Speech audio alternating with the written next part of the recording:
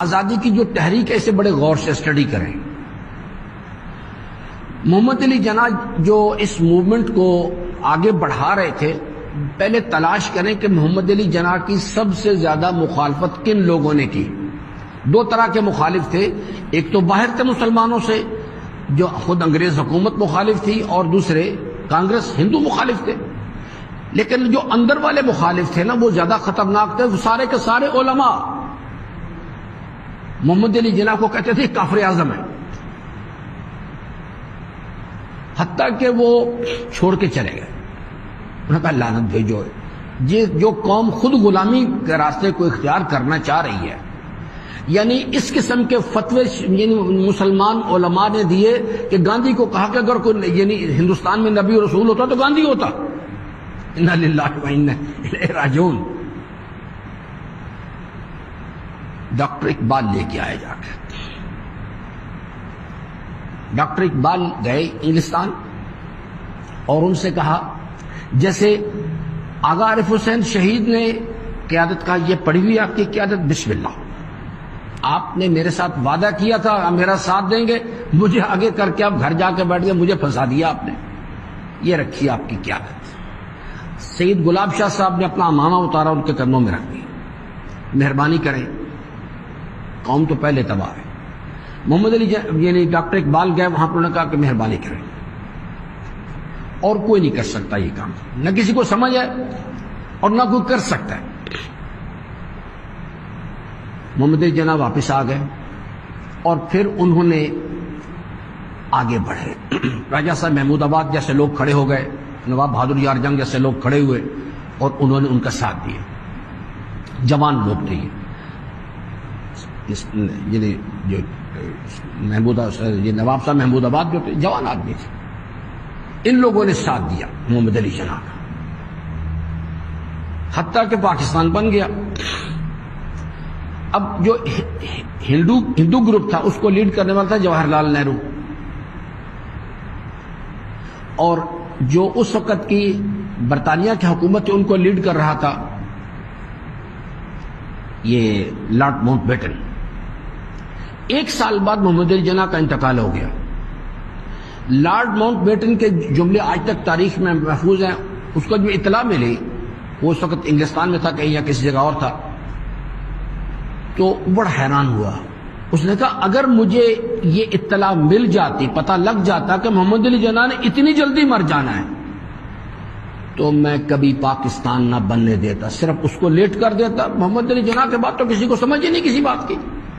یاد رکھیے گا، اس وقت دشمن جو ہے وہ عمران خان کو مارنا چاہتا ہے، انہیں پتہ ہے باقی کوئی کسی کے پاس کچھ نہیں ہے یہاں پہ۔ یہ جتنے عمران خان پہ فتوے دیے جا رہے ہیں نا کہ یہ فلاں ہے یہ فلاں ہے، یہ سب وہی لوگ ہیں جو محمد علی جناح کو کافر اعظم کہتے تھے۔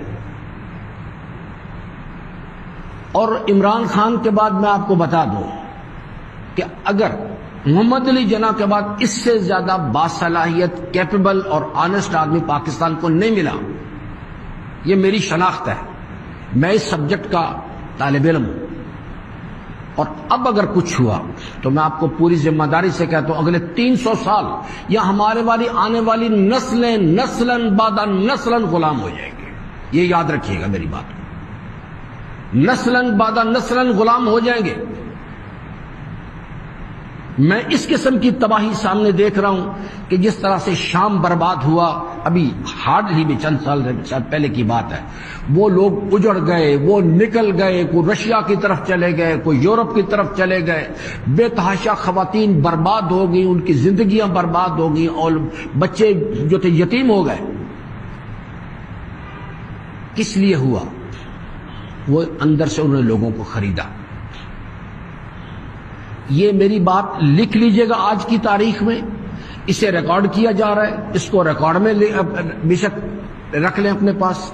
اگر یہ ہوا عمران خان کے ساتھ، جب تک یہ جو دباؤ ڈیولپ ہوا ہے نا، اس دن یہ جو پورے پاکستان میں لوگ نکلے، پھر پشاور کا جلسہ، پھر کراچی کا جلسہ، اس نے اندرونی غدار، بیرونیوں کو کوئی پریشانی نہیں ہے، میں آپ کو بتا دوں، وہ ایک غدار چھوڑے گا دوسرا تیار کھڑا ہے۔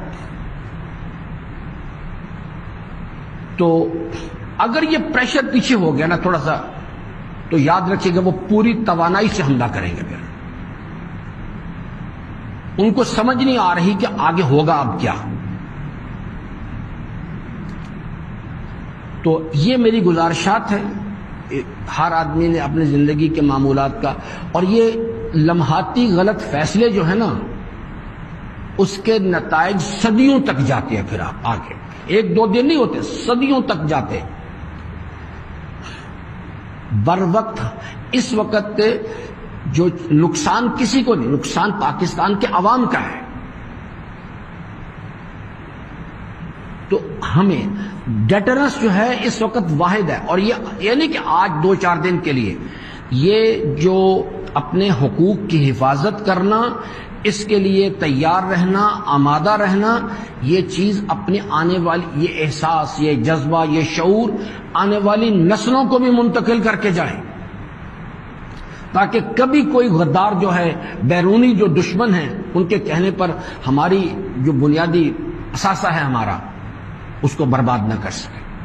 اللہ تعالیٰ سے امیدوار ہوں کہ اللہ تبارک و تعالیٰ ہم سب کو اپنے رضا کی راہیں جو ہیں ان کو شناخت کرنے اور ان پر عمل پیرا ہونے کی توفیق عطا فرمائے.